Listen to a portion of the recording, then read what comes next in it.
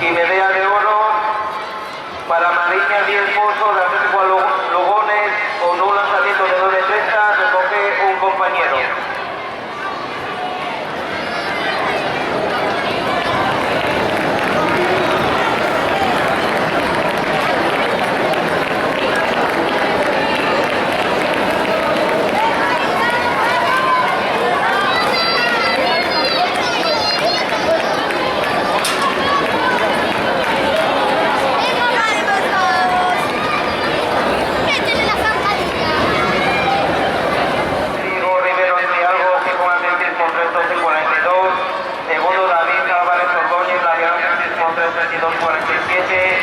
Tercero, Alejandro Torres García del Estero Gijón, 3.25.93. Cuarto, Diego Díaz Martínez y Conet Pomero, 3.26.70. Quinto, Pablo Suárez Hernández, Laviana Atletismo, 3.37.93. Sexto, Lucas García Gil y Conet Pomero, 3.39.05.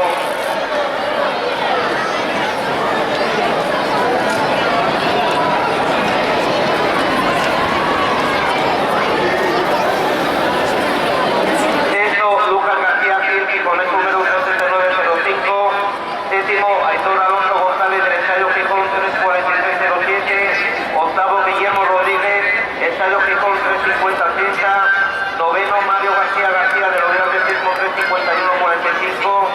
Décimo, Andrés Fernández Montes y Conet Número, 3.51.73. Undécimo, Manuel Bogallo Pérez, Avilés Atletismo, 3.52.95. Duodécimo, Mario Tecares Fernández, Llanera Atletismo, 3.54.06. Decimotercero, Alejandro Mon Martínez, Largo Promotora Covadonga, 3.55.89. Segunda serie, primero Raúl Alonso Alias y Conet Número 3.22.41. Segundo Daniel Díaz Sierra.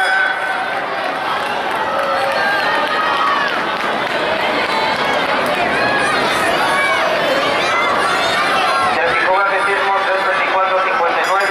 Tercero Eduardo Llano Romayor, Oreja Atletismo 3.28.96. Cuarto José Carlos Álvarez García, Largo Promotora Covadonga, 3.33.22. Quinto, Nel Sánchez Fernández, Escuela Multideportes, 3.34.25.